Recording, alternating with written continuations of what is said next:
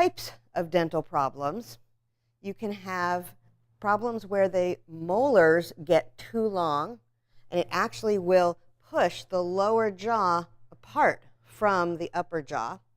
You can have molar spikes where you're going to get points on the lower molars where it's actually cutting into the tongue, or you can have points, sharp edges, on the upper molars where it's actually cutting into the cheeks.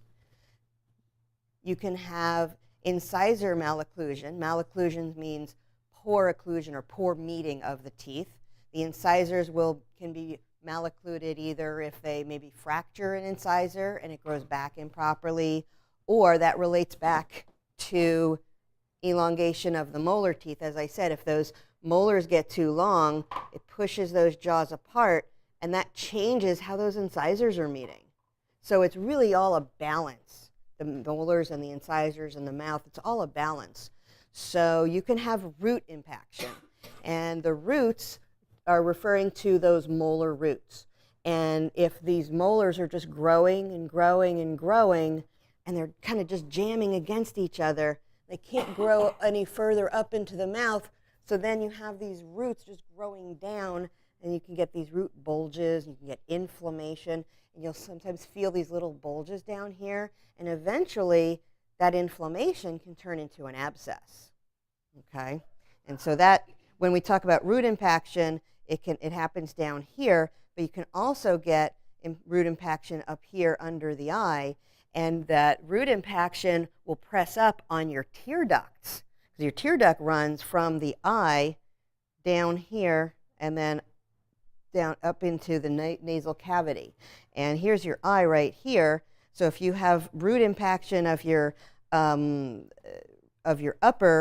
cheek teeth, it'll press on your tear duct, and then what happens is the tears that normally go down the tear duct can't go down the tear duct's blocked, and so the tears come out the eye, and then you have that chronic tearing. So whenever your rabbit looks like it's got tearing eyes, it may not be a primary eye problem, but a problem with the teeth, okay? And so sometimes doctors will just flush the eyes and flush the eyes, and you're not getting anywhere because it's a dental issue, okay? As I mentioned, the root impaction can eventually lead to a jaw abscess.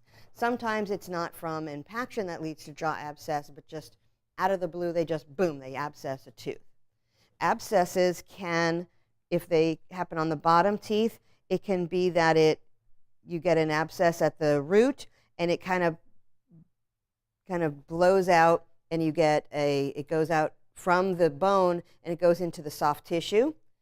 Or it can push out and push that bone, and the bone reforms over time, and you can get this bony swelling. So it affects, so depending on what kind of an abscess will determine what kind of surgical procedure we need to do.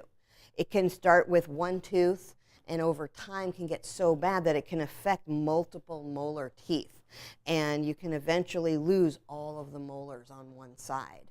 Okay, for veterinarians that aren't experienced with rabbits, they'll think that there's a tumor there. Okay, so if you ever have a vet who says, "Oh, you have a tumor on your rabbit's face," no, these are jaw abscesses.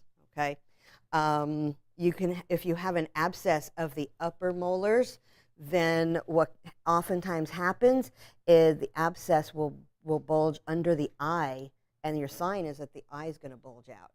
It actually can happen quite quickly, and your rabbit's fine one day, and then all of a sudden the eye starts to bulge out. And the dangerous part of that is when the eye bulges out, the rabbit can't close its eyelids over the eye, and then the eye gets dried out and damaged very, very quickly. And so the important thing is to get eye ointment that can keep the eye moistened, and has to be dealt with right away to deal with that abscess. Okay, you can get